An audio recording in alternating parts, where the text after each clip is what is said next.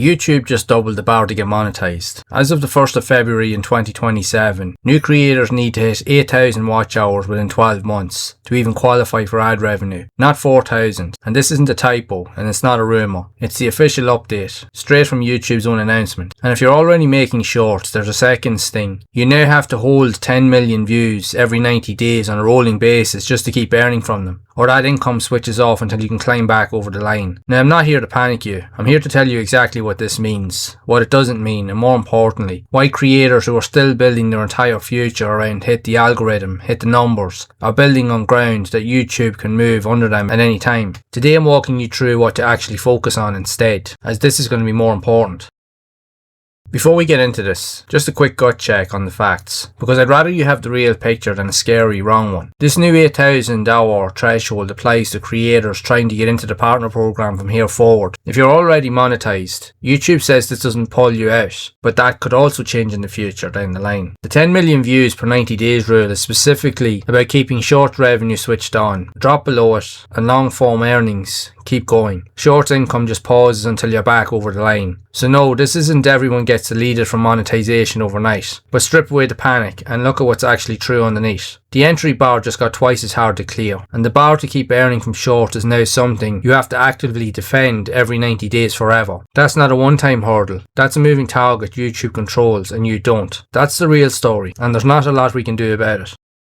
If you've spent any number of time on YouTube like myself, the chances are you've spent a lot of time just focusing on views and very little else. But now it's painstakingly clear that views alone are not going to make you the money that you want. You need to figure out other ways in which to bring money in. But it all starts first with a mindset shift, and it's the one everything else in this video sits at the top of. Views are not income. They never were. They're a proxy YouTube built so you'd stay focused on a number that they control. And here's the trap. You chase views. We have all chased views. We're all guilty of it at some point. YouTube changes what counts as a valid view, changes the threshold to get paid based on those views, also changes the algorithm that decides who sees your videos at all. And every one of those changes happens without your input on their timeline for their business reasons. Nothing about that number was ever yours to protect to begin with. And to paint an even clearer picture of my own scenario, I currently run 9 channels. Some of them are monetized, some of them are not. I've watched watch hours build slowly, subscriber counts climb very slowly, and still ended most months averaging around $50 combined across 5 monetized channels, which isn't a lot, but I'm still grateful for it. But that's not a failure of effort. That's what happens when the entire model is get YouTube to pay you a fraction of ad revenue, and YouTube is the one deciding the fraction, the threshold and the rules, today and every time they decide to update them again. Essentially they're moving the goalposts to suit themselves, but they obviously have their reasons behind it. But the fix isn't to quit YouTube. That's the one thing I want to make clear. Yes, people are going to be angry. It has annoyed me, I'm not going to deny it. But there's very little I can do outside of that, so we have to focus on what we can control, and that's what I'm going to get into. You have to change the numbers that you can actually track. Track email signups, track product sales, track people who found you on YouTube and followed you somewhere else you actually own. Views are the top of a funnel. They were never supposed to be the destination.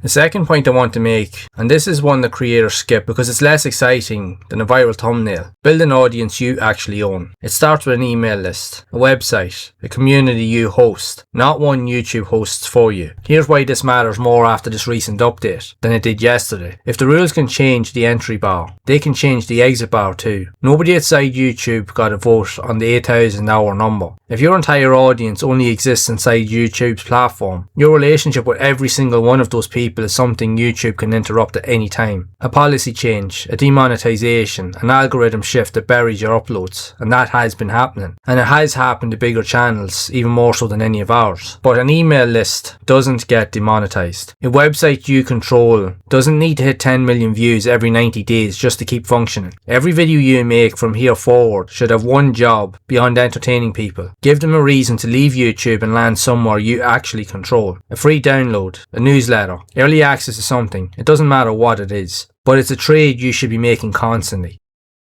The next point I want to add, if you've been at this for a while and you're already doing deep research or scripting for a channel, you're one step away from a product, and most creators never take that step. Every demo breakdown, every multi-part retrospective, every niche skill you've had to teach yourself to make good content, that's not just a video anymore. That can be used to create an ebook. That's even a course you could build. That's paid one-to-one coaching for people in your comments asking how do you even find this stuff. The research is already done, and you've proven that already. The work of turning it into something sellable is small compared to the work you already did to make the video in the first place. This matters even more now because the product you sell isn't subject to your watch hour threshold, a short view maintenance rule, or an ad rate change. Someone pays you directly for something you made. YouTube can update its entire monetization tomorrow, and it changes nothing about that transaction.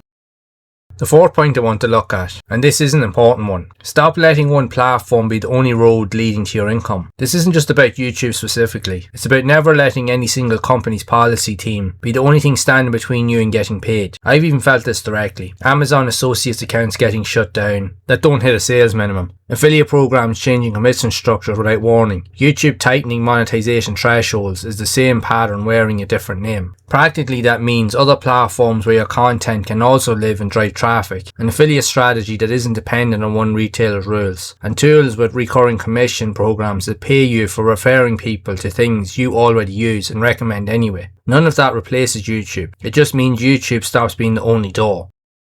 The fifth point I want to mention is to use YouTube as the advertisement, not the business. And this is the mindset that ties the whole video together. YouTube is marketing. It was never supposed to be the business. Think about it the way any offline business would. A billboard doesn't pay your rent. It gets people through the door of the shop that does. YouTube is your billboard. It's an incredible one. Free reach, real audience trust, built-in discovery. But the second you treat the billboard as the business, you've handed your income over to whoever owns the billboard space. And right now, that's a company that just told every creator the price of entry doubled, with zero say from any of us. Now, I'm not saying this because I've fully cracked it myself, and I simply haven't. I'm saying it because I've watched the numbers of my own channels for long enough to know which parts of the business I actually control and which parts I don't. Views, thresholds, algorithm changes, not mine at all. An audience I've moved onto my own email list. A product I built and priced myself. A client relationship I built outside the platform entirely. That's all mine. And that's the whole shift.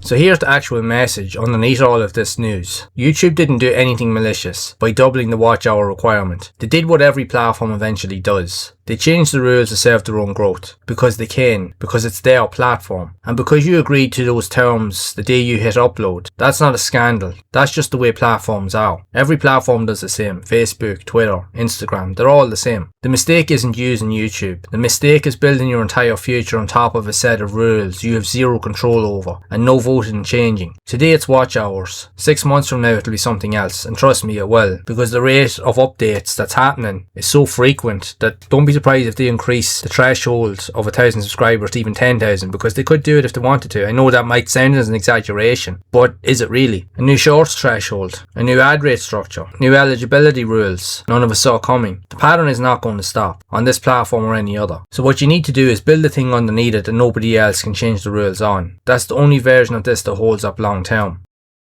That's the real picture of the recent update. The accurate numbers, not the scariest version of the headline, and what I think it actually means for anyone building a channel right now. But an even bigger question arises from this. Does YouTube still value consistency when they themselves keep constantly moving the goalposts? It's a question that we'll never get an honest answer to, which is why moving forward it is now more important than ever to develop and work on things that you actually control. You really need to get that into your head, because you can either stay stuck as current things are and it's only going to get worse, or you can do something about it. It's been a massive eye-opener for me, I tell you, and it really does put things into perspective, not just for me but for everyone else too. Remember, videos on YouTube should only be used as a tool to help build your business and nothing else. After all, it's a marketing tool, it's a reach tool, it's used to build an audience. But you have to be building things behind the scenes to send that traffic or to send that audience somewhere. And if you're not doing that, now's the time to start. The way I see it is we're all guilty of it. We've all made those mistakes. I've made those mistakes, even running multiple channels. But the reality is that now, more than ever, you need to have something else working behind the scenes in order to send the traffic to. If you do not have that, then you're going to stay stuck. It's as simple as that. And it's not going to get any better from here. So let us know in the comments if this changes anything about how you're planning to move your channel forward, or if you've already started building something off platform. And if you'd like more help on what else you can do to build other income streams off of YouTube, to build a real business online, then make sure to keep watching. In the meantime, work in silence in the background, stay hidden, but let your business be loud.